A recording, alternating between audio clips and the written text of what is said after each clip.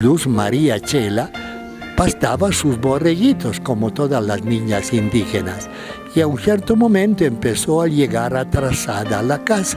La mamá le preguntaba: ¿qué te pasa, Luz? Y no decía nada. Un día llegó más atrasada, pero llegó feliz. La mamá se puso brava, le dio una buena paliza, le rompió la cabeza.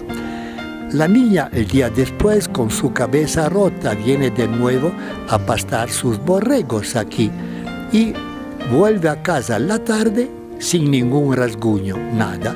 Entonces la mamá se asustó, preguntó: ¿qué te pasa? ¿Qué pasó? Y la niña no decía nada. Entonces van a buscar el Taitakura. El Taitakura pregunta a la niña y la niña entonces le cuenta que cuando ella pastaba borregos aquí en el Guayco, había siempre una señora que marcaba un niño que venía a acompañarle, le contaba cosas muy bonitas, cosas del cielo, y ella era feliz de escuchar a esta señora que le acompañaba. Y dije, cuando yo me vine con la cabeza rota, me dije: lávate en el agua, aquí pasa el agua, ¿no? Lávate en el agua. Yo me lavé, me tocó y allí ya. La historia cuenta que la niña Luz María Chela tuvo un encuentro con la Virgen el 8 de septiembre de 1708.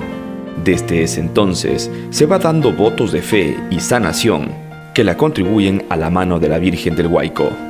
Es por eso y mucho más que en las paredes cuelgan cientos de placas de agradecimiento. La gente que viene generalmente es gente que tiene sufrimiento, tiene problemas, ¿no? Necesita de alguien que le acompañe. Y pienso que encontrando a María, encuentra a la mujer, la mamá de Jesús, que le acompaña.